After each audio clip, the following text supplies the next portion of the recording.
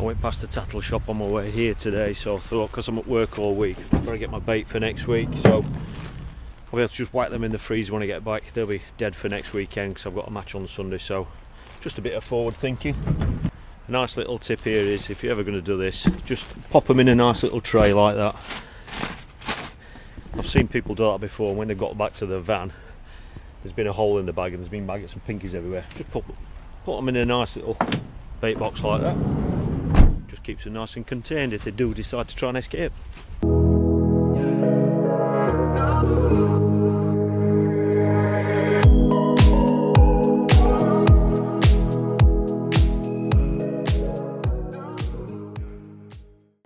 Well, I've had a few hours out on the bank today. It's just gone past lunchtime. I've just had about 4 hours now just going through testing some new baits out and stuff that I can't really tell you about yet, but I've just had a few hours with them, so that's been good. Part of the lake here is still frozen. I've just had a quick look on the temperature gauge on the van, and it's actually on 0, so that tells you how cold it is. Very cold. Clear water. You can see how clear the water is. Look, you can see the bottom under the ice there. But yeah, this section's still frozen, as you can see. But yeah, I've got Dad here today, and like I say, it's a place called Clearwater Lake, so I just thought I'd give you a quick look round.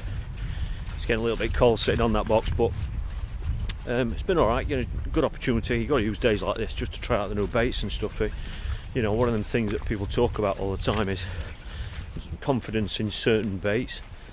That's all well and good, but the only way you're going to get confidence in baits, new baits especially, is by using them. So days like this, I mean, you can come and try just new ground baits out, any sort of hook baits or glugs or liquids, anything. I don't know about you, but when I'm in a match, I like to take my A game to a match. I don't like testing new baits and stuff in matches. I don't like doing it because every match I go in, I want to win. So I always go along with the stuff that I'm 100% confident in. But anyway, this is a fishery. There are 115 pegs here, believe it or not. It's quite deceiving when you're actually down at the pegs because of the layout. You can't really tell how big it is. The rain has arrived now. As you can see, this section's free of ice, but yeah, there's a few pleasure anglers here. It's alright. Dad's just switched to a little ground bait feeder, and he's catching little tiny roach now, so he's getting some sport, and that's the main thing, especially this time of year when it's cold.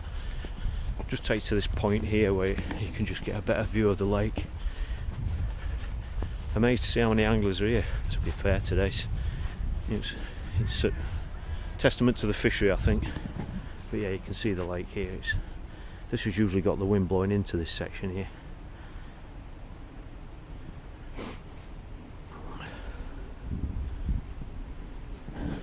It's one of those venues where I kind of use it a little bit like Underbank, where I come to try stuff out. It's not far from home. You can get the van behind you, so if you do want to bring lots of little bits of kit, whether it be bait or tattle, you can just chuck it all in the van and it's right behind you. You know, you don't have to worry about carrying it all to your peg and stuff. So I've just had a few hours just testing some baits out. Like I said, the carp really aren't feeding anyway, but I've got another couple of things to try out now. So what I'll do is I'll take you back to the peg. I can show you what I'm doing, and hopefully I'm going to catch some fish for you. Here we are. It's a cracking peg, this. It's a lovely summer peg. Some of you will know this area. That's where you drive in onto the fishery, where the grass finishes and you just see that bed of reeds. That is peg 1, and that's probably one of the best pegs on the whole lake. It wins a lot of matches here because when you sat on the peg, it's on your left, but all this bank here is not pegged, and that's where, as you can see, the wind is actually blowing in there now, so you can imagine it's absolutely fantastic in summer. You can cast right up that bank. So that's peg 1, and obviously the pegs go that way. This one is, I don't know, I can't see a peg number for this one, but anyway, you can see the peg. In my mind, it's just as good as peg 1. Probably not the right time of year for it, to be fair, because I think any carp are out in this open water, but we'll find out. I've caught some fish straight in front this morning with those baits that I've had to put away now, out of sight. But this is the second part of the session where I just want to try one or two things out for myself. It's quite shallow up against that bank there, but what I'm going to do is I'm going to start where that dead patch of reeds are, just there. It's quite shallow there, so I've just come off that a little bit, and what I'm going to do is I'm going to cast up there with a little maggot feeder. I'm going to go with some pinkies, because I think fishing with maggot feeders and less ground bait in winter certainly has its day, and it's something I want to try today. I've never done it on here, so hopefully I'm going to get a positive response, but we won't know unless we try. What is it, roach? Dad's into him. Perch.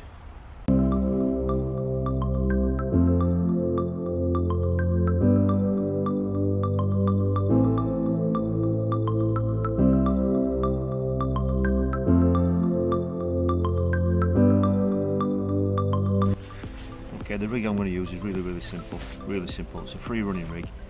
I've got a little feeder link, as you can see.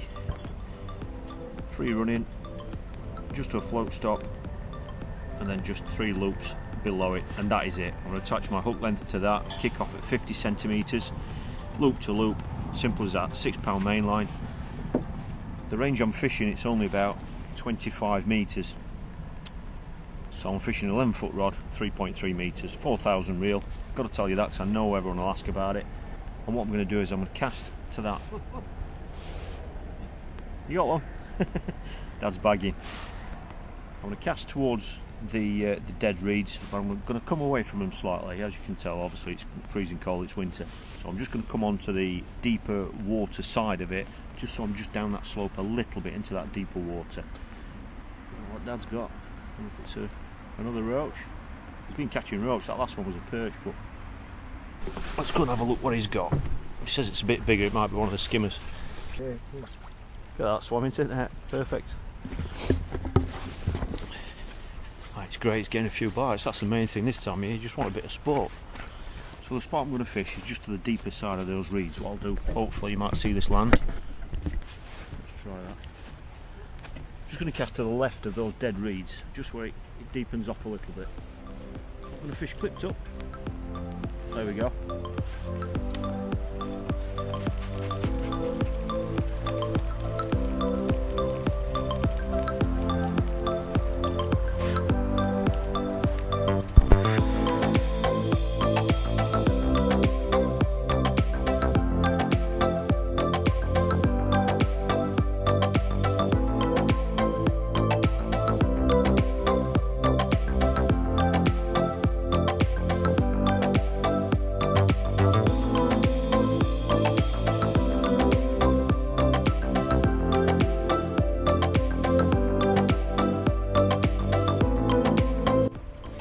Kick off with double pinky. These are fluoro pinkies on a size 16, obviously barbless hook because that's fishery rules. Just top and tail them, just help stop spin ups like that. Obviously with them being fluorescent, it should stand out really well in this clear water. I haven't put any feed out there yet, so I'm just going to fill this little tiny maggot feeder up. Well, I'm not going to fill it up. Put a few pinkies in, as you can see, live pinkies obviously, and just drop it on that spot I've just shown you.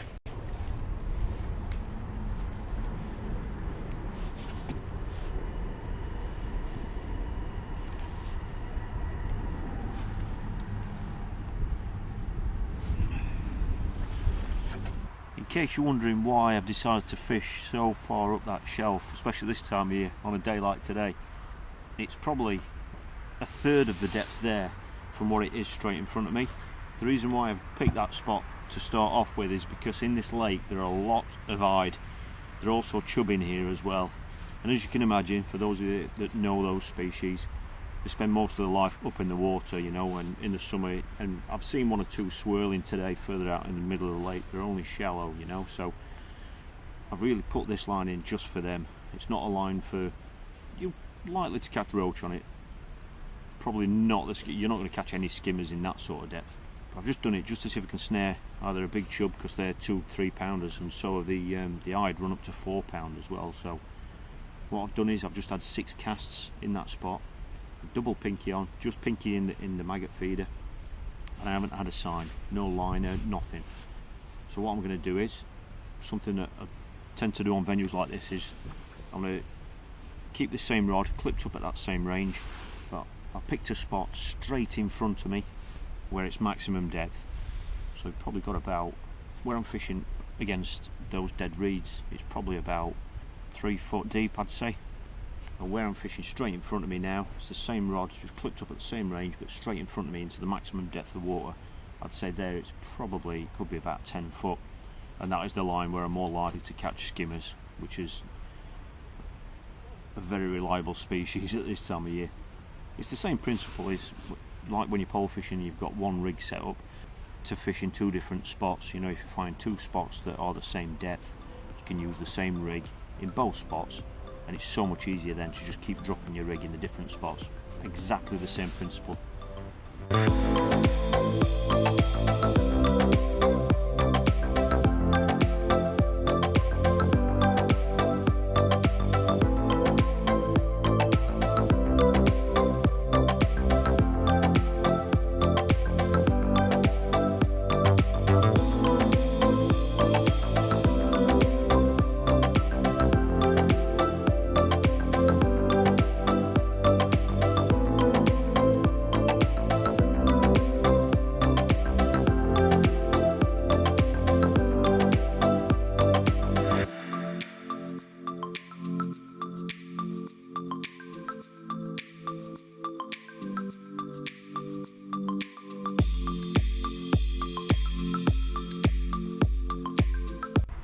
This is a great way of just keeping your options open and just going down a one rod route and keeping it really simple. 2 key things to remember with this method. Obviously the first one is you've got to remember where both your markers are. Obviously we always fish with 4-bank markers. When you've got 2, you've got to remember exactly which 2 they are. And the second thing is to use a nice wide feeder rest like the one I'm using today, because one of my lines is off to the right. So I've got my rod in one position for fishing that line because I like a nice angle in the tip so I can watch the bite develop. But obviously when I'm casting on my other line, which is straight in front of me, my rod needs to be further over to the left. And by using a nice wide rest like this means you can just move your rod over to the left. You've got loads of space there to get the rod into that right angle that you need for that line that's straight in front of you. It just means you're not having to use 2 rests or having to alter the height or position of it each time you switch between lines. It's all about keeping it really simple.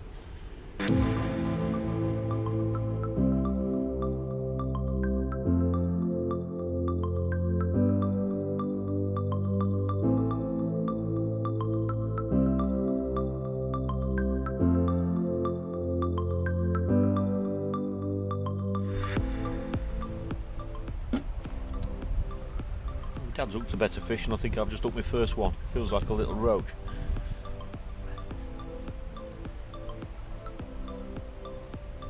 I think my dad's winning this section. There we go.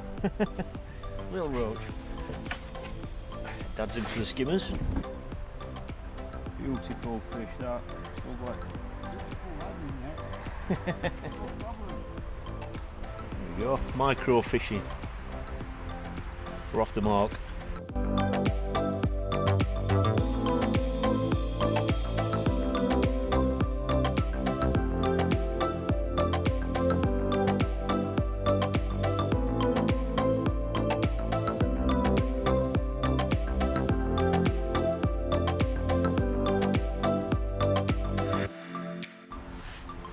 Just 2 pinkies in the feeder each cast now. Just trying to copy what you'd be doing with a pole.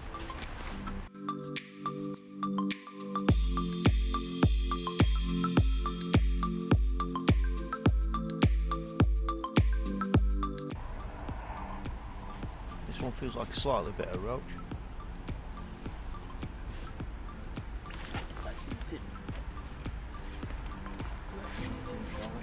Big carp net. Freezing cold.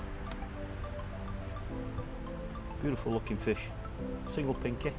It's on a 16. Oh, really cold. Really cold.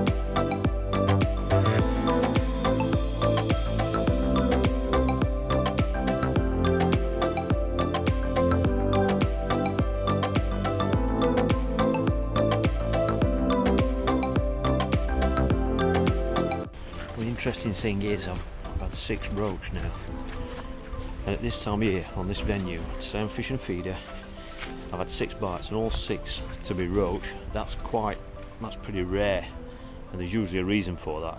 I think it's ground bait. I'm only putting pinkies in. That's obviously working for the roach, but I know how many skimmers there are in here, and I honestly think it's ground bait what they want, or micro pellets, possibly more micro pellets, possibly in the summer.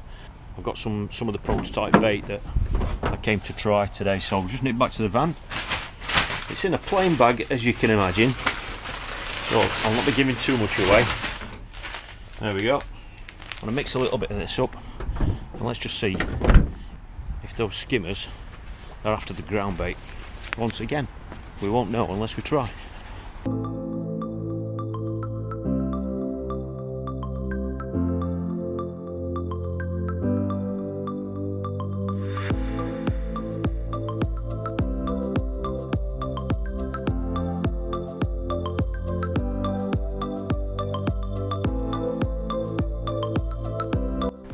I've had 6 casts with a ground bait feeder now, and I didn't get anything for the first couple of casts, and then I started getting little indications. It definitely woke the swim up a little bit, but I still haven't caught any skimmers. This is about my 10th or 11th cast on it. I've had an indication every single cast, but when I have caught, there've been little roach. Maybe it's just not a day for the skimmers or a peg for it, but it's definitely brought some fish into the peg because they're getting little tiny indications. They're not smashing the bait, so they're obviously around the feeder somewhere. But the rain stopped, the sun's trying to come out, and the wind's dropped. Absolutely beautiful afternoon now, but still very cold.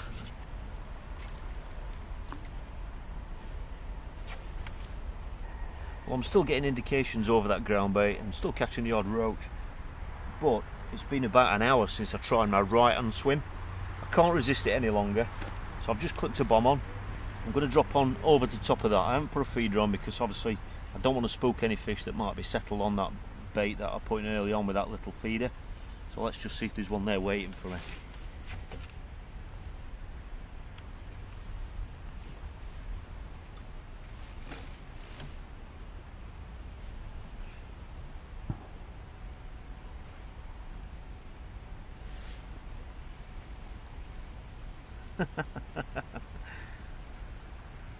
I chucked a bomb over that right hand line where I've rested it all that time, thinking that, you know, there might be an eider or a chub hanging over it. Look at that, it's gone straight round. Not quite the bonus that I was after. There we go.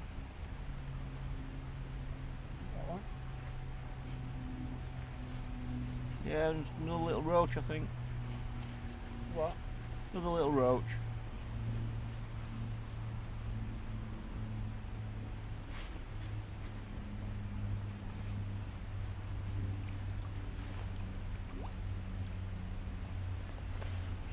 Well, this is the top end of the lake. It's usually a little bit more sheltered up here, and I think this is where you get to see a lot of the fish when they come to spawn. You haven't got as much room because you've got anglers opposite you. Looks lovely now. Now the sun's getting down, it's 3:15. But yeah, it looks stunning. Looks absolutely beautiful. Yeah, this is peg 51. Those of you that have probably seen me in other videos usually see me around about peg 100. You can't fish on the other bank there, so you've obviously got all that to have a go at as well. One of the things that's really interesting, I think, when you see venues like this, when the water's really clear, it can show you things that you probably didn't know about. You know, I mean, this is peg 53, and look at this, what I've just seen. There's a pipe, it's an inlet pipe there. As you can see by the clouded water, it's actually running in there. Now that must be coming in from the field there, but I mean, that's got to be an underwater feature to remember that one. But I mean, look at it, what's coming in. There's probably even fish around there now. I've obviously scared them away, I'm sure, if there were any there, but with the water being so clear. But when the water's coloured, you've no idea that features are like that are down there. Yeah, but it's a lovely venue, stunning. There we go. Well, it's another little roach. It's a good job they've fed today because everything else hasn't. Gonna call it a day now, the light's going. It's been a really nice session. It's like I say, I've had quite a few bites, a few fish, obviously small fish, but hopefully you've just kind of seen how, by fishing with one rod and one clip, you can fish two different spots in your swim. It just gives you another option. In summer it's nice to have options, but in winter it can be even more important. You could even feed one area quite positively or with a certain ground bait, and you feed the other line with, say, just maggots or pinkies or a different ground bait, or it just gives you an option. Or like today, I fished one in shallow water and one in deep water. I thought I might have snared an eider or a chub on the shallow water line, or maybe even a carp over where the reeds are, but I didn't. I didn't catch on it the first 2 or 3 visits on it. I've ended up catching small roach on it, and the deeper water line straight in front, I expected catching skimmers there, and I haven't had one, but I've had most of the roach there. The slightly better roach I've had have been there. You never really know until you kind of cover your options and cover your bases and try different things. You don't learn anything, so that's what these sessions are all about. So that's it. Before the light goes, we're going to call it a day. We're going to get some fish and chips on the way home, I think. Get the heater on, which is the main thing, and just look forward to the next session. Thanks for watching, really appreciate it, and don't forget, tomorrow night there'll be another video. If you haven't subscribed, get subscribed up, there's loads more coming. Thanks for watching.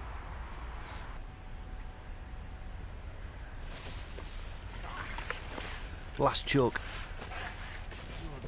Just snared one. Last chug. So packing up. Is it a roach?